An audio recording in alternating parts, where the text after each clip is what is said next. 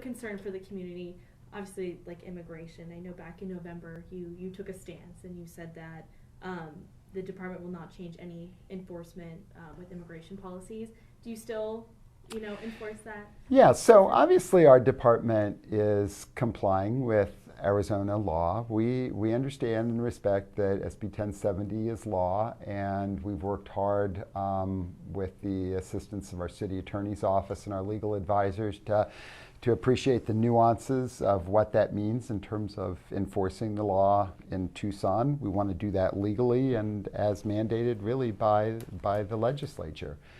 But we think we've gotten to a pretty good place in terms of how we strike this balance between,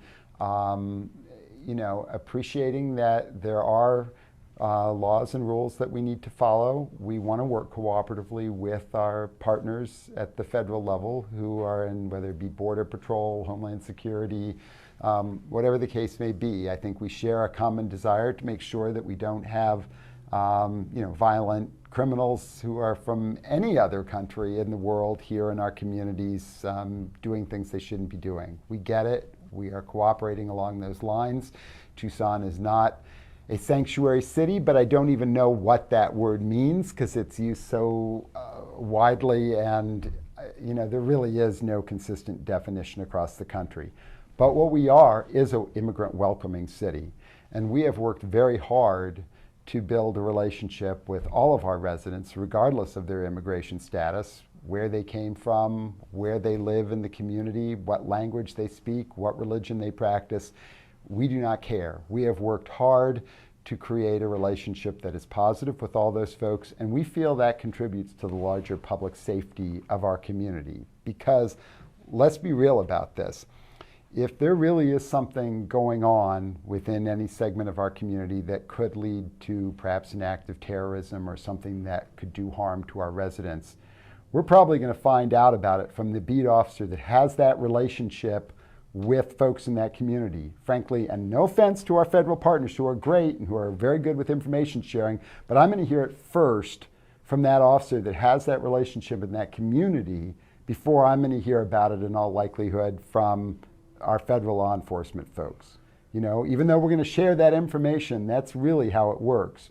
And I just also think that we're in a better position when all of our residents feel comfortable coming forward with information about crimes. They're willing to report it. They're willing to be a witness to it. They're willing to help an officer if that's necessary. This is just a safer community if we operate in that environment.